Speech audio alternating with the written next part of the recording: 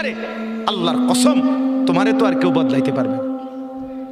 যদি পারতো তো রাসূলুল্লাহ সাল্লাল্লাহু আলাইহি সাল্লাম তো নবীজির চাচা আবু তালেবকে ইমানদার বানাইতে পারতো কিনা বলেন না?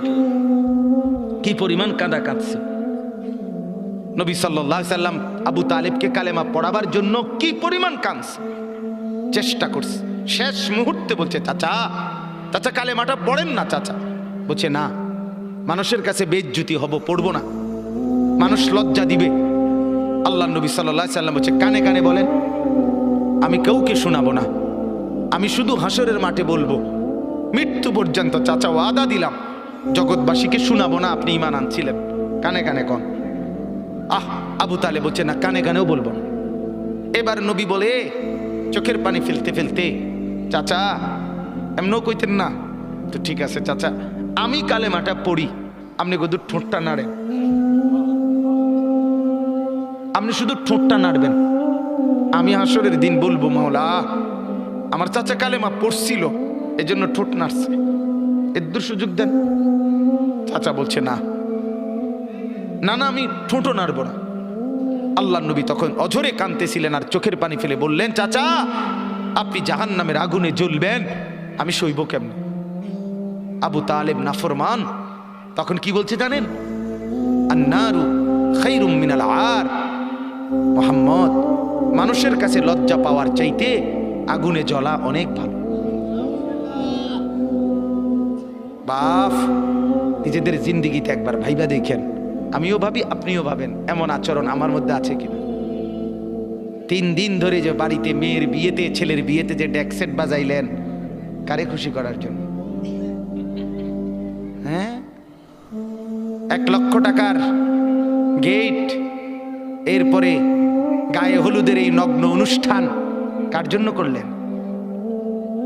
বেড়া বেড়ি সব, যুবক যুবতী সব একই মাইক্রো প্রাইভেট কারের ভিতরে যাতাযাতি করে বহাইয়া একখান থেকে একখানে নিলেন, কার জন্য?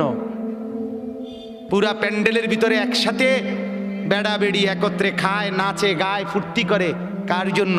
শুধু সমাজ, সোসাইটি, পরিবেশ, সোসাইটি মেনটেন করছেন, সমাজ মেনটেন করছেন।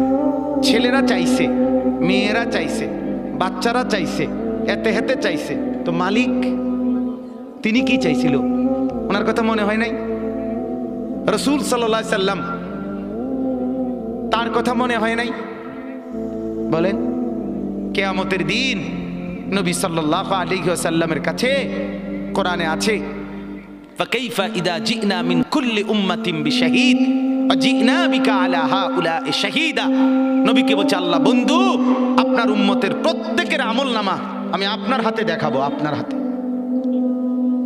আপনার সামনে পেশ করব, আপনি দেখে কথা বলবেন, আমার কাছে সুপারিশ আপনি কইরেন, মানা নাই, কিন্তু আপনি দেখে করবেন।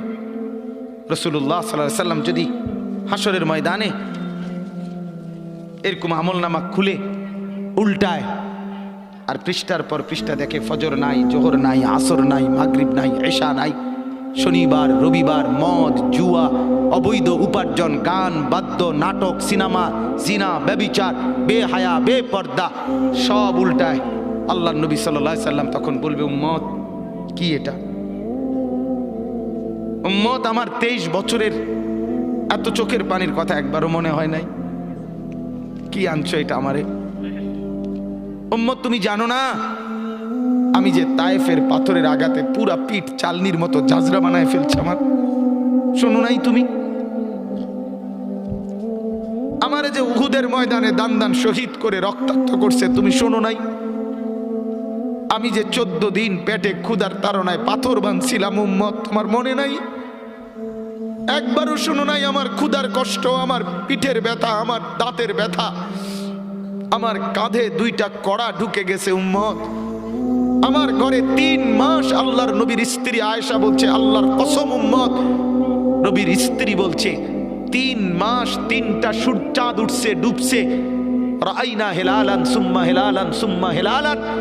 3 চাঁদ 3 মাসে নবীর 9 জন বিবির কারো ঘরে আম্মা জান আয়েশা বলে 1 ফোঁটা চুলায় আগুন জ্বলে নাই। মা আওকাদাত ফি আবিয়াতে রাসূলিল্লাহ নারুন। নবীর একজন বিবির ঘরেও আগুন জ্বলে নাই।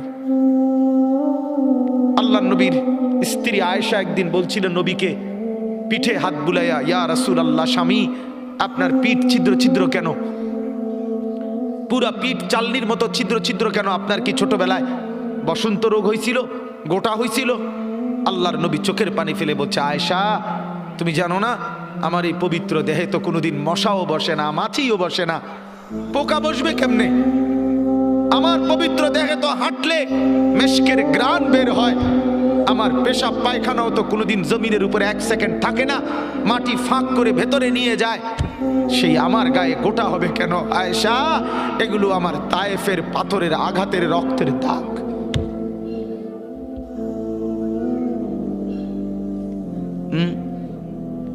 বলো না বাপ, কিছুই মনে হইল না? এভাবে ভুলে গেলেন, ভুলে গেলেন?